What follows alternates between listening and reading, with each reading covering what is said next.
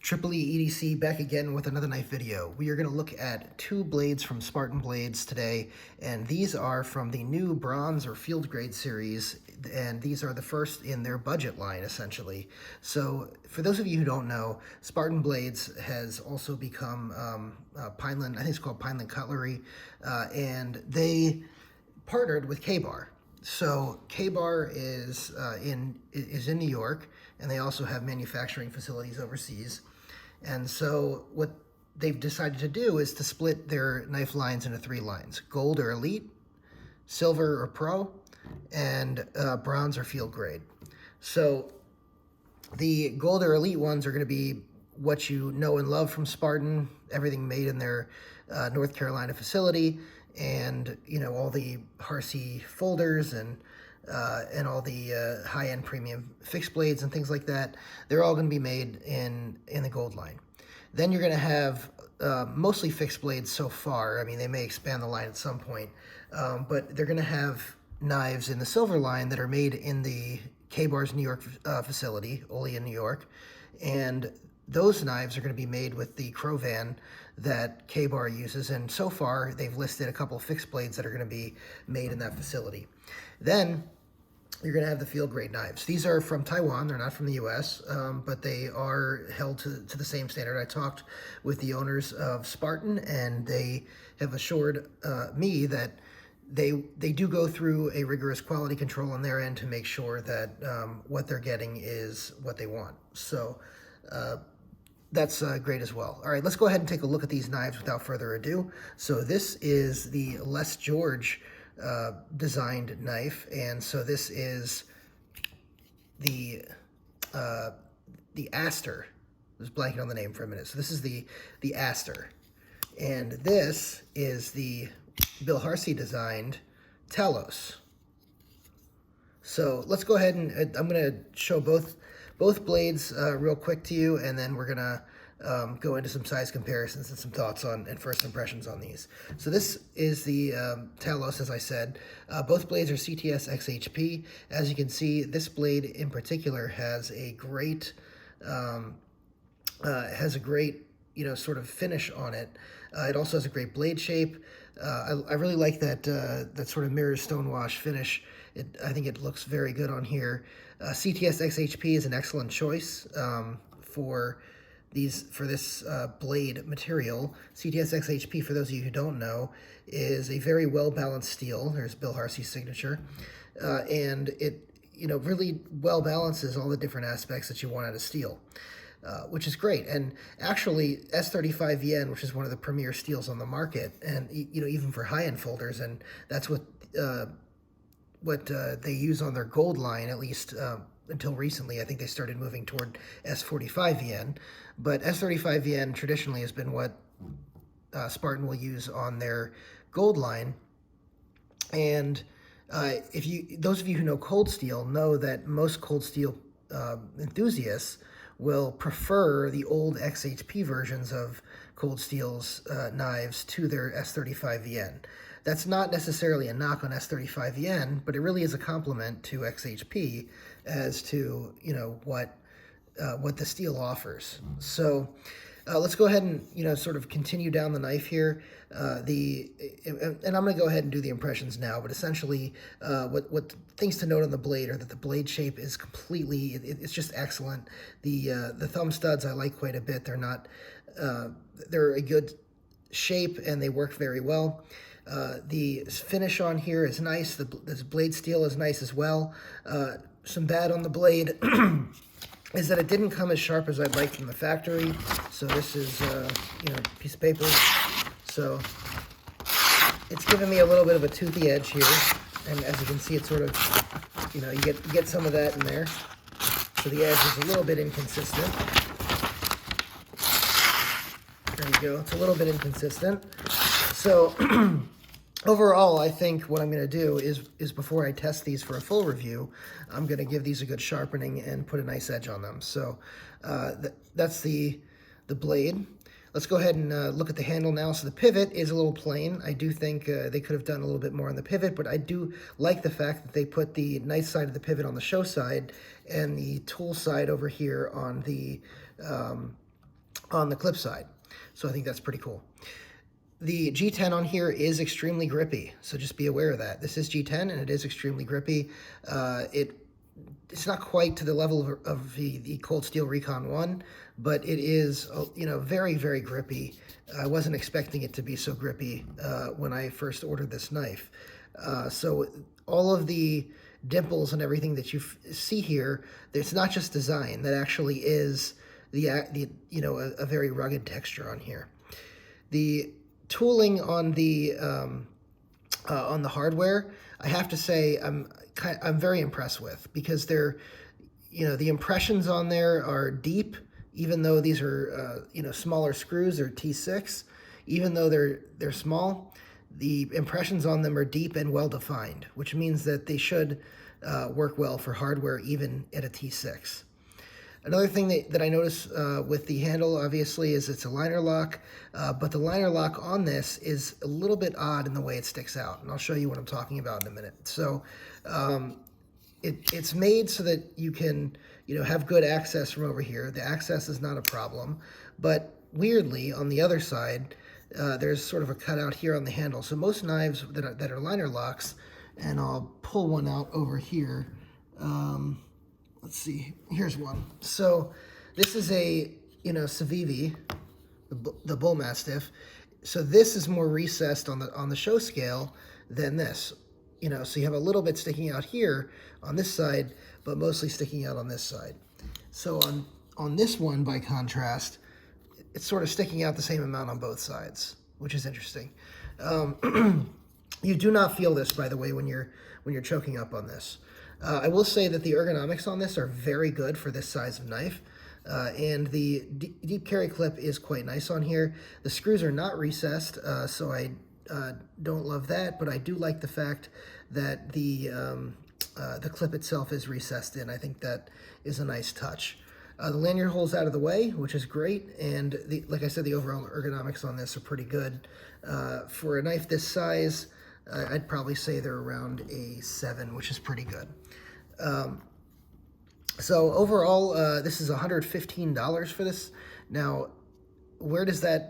Well, we'll get to the value in the conclusion here. It's not really a full review, but I'll talk about value in a minute.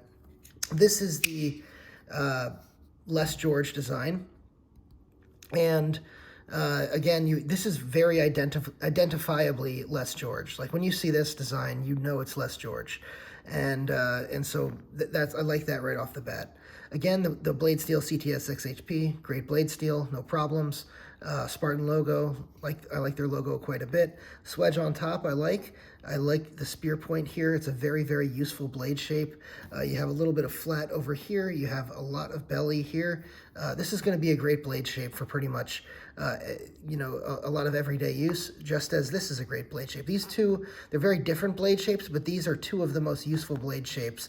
I would say this one, and probably a Wharncliffe would cover the bases on useful blade shapes. So very, very nice, and that's a hint to you, Spartan blades. If you're watching, you know, check out possibly a Wharncliffe in folders. I know that's not your norm in what you do, but since you're doing folders sort of outside of your norm, maybe check one of those out. So let's go ahead and talk about the blade again. Like I said, same mirror stonewash, sort of tumbled finish, and you know, Les George design. Like I said. Thumb studs are nice on here. They are a little bit different than the thumb studs on here, but they work just as well. And the one thing I will notice on here, though, is that the thumb studs are quite long. So just be aware of that. The thumb studs are quite long. Same pivot. Again, a little bit uninteresting on the pivot. The hardware here is, or the access to the pivot is on the back side. Same T6 hardware. Or not same hardware, but it's T6 again, I should say. And these are round head screws. These are flat screws, so just in case you guys were curious. But these are T6 here. I don't necessarily love that. I like the fact that you have the filler tab, and that means this is a reversible pocket clip on this one. You don't have that on this one. So that's a good addition here. Another thing that I'll notice right off the bat is this is a full, so this is carbon fiber and G10 layered. You can see probably where the layer is, about right here.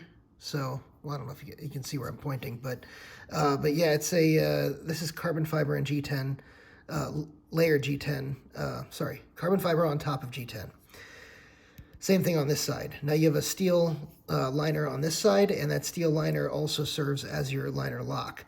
This liner lock is actually really, really nicely reinforced, and the jimping here is quite nice as well on the bottom of the handle. The ergonomics on this one are very good, very, very good. You'll noticeably right away, this is very good ergonomics. I would say probably even an 8.5 could. The way to improve this would really only be contouring at this price point. It's probably not going to happen. So that's the Les George. So this one is going to be $135 for a green G10 version of this, because it does come in just the regular G10 version, and this black version with carbon fiber over the G10 is going to be $145, and I think the upgrade is worth it. I think the carbon fiber does feel a lot better than the G10. The G10 feels a little plain. It doesn't.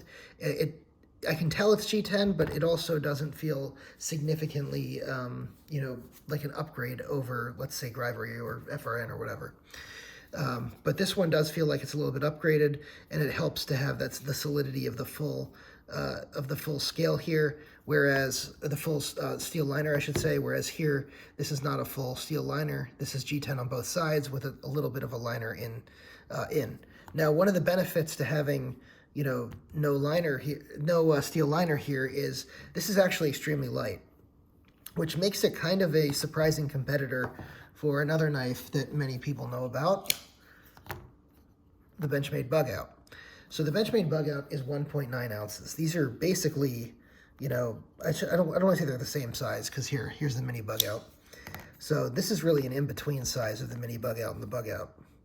But this is the Bugout in the normal variation without these titanium scales and without the backspacer and everything is, I believe it's 1.9 ounces. So this is 2.3 ounces. It's about the same as the Hogue Deca.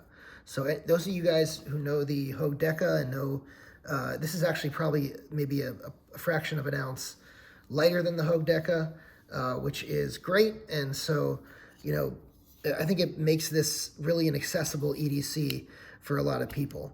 One of the things to be aware of in these knives is that they're not really fidgety. So these are not really as fidget friendly as I expected coming out. You know, in a society where we've been inundated with ball bearings and really, really polished phosphor bronze washers, this is something a little bit different. So they have what's called oil-infused bushings, and I'm probably going to do a disassembly video to show you guys what that is or what that looks like. And by the way, yes, you can front flip with this. Here, it's not easy, but you can. I can do it. Yeah, there you go. I can do it under the camera. Or it's harder to do it under the camera, I should say. But that oil-infused bushing system is, it gives it a smooth action. The action on here is smooth. It's not hydraulic like a Sebenza or anything like that. It is more like you can feel the tension of it. You know, from what I understand, the explanation on their website is this allows them to tighten down the pivot quite a bit to a point where normally, you know, people would feel a lot of resistance and tension trying to close it. So the blades themselves are extremely solid, right? There's no play in the blades. They're very solid because the pivots are tightened down pretty far.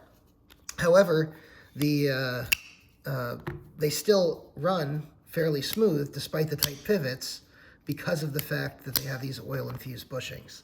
So that's the idea behind it. As far as the execution of it, I think it works pretty well, to be honest, but it's not fidgety. So just something to be aware of. I was expecting it to be a little bit more fidgety than it is.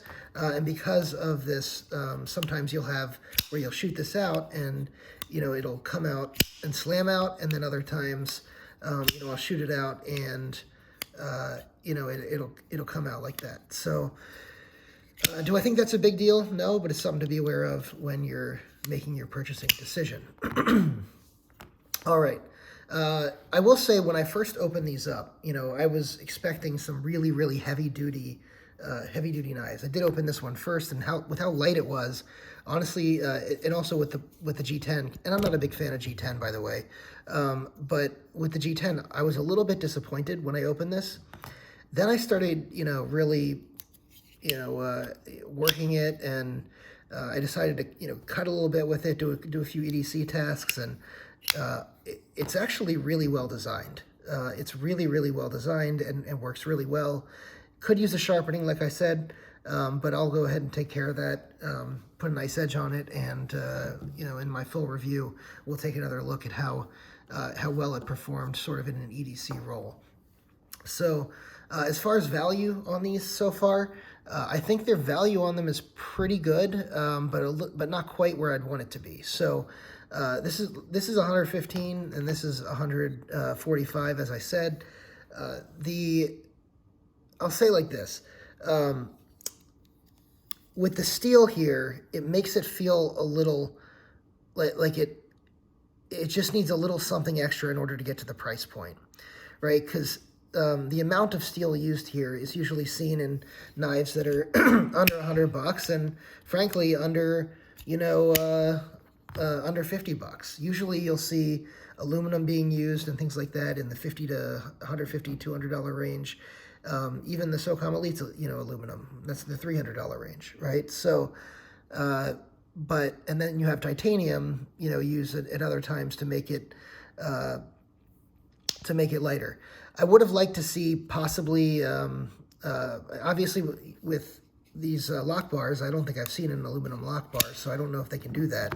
But it would have been nice to, you know, possibly pay a little bit more and get a titanium liner with a titanium liner lock rather than the steel.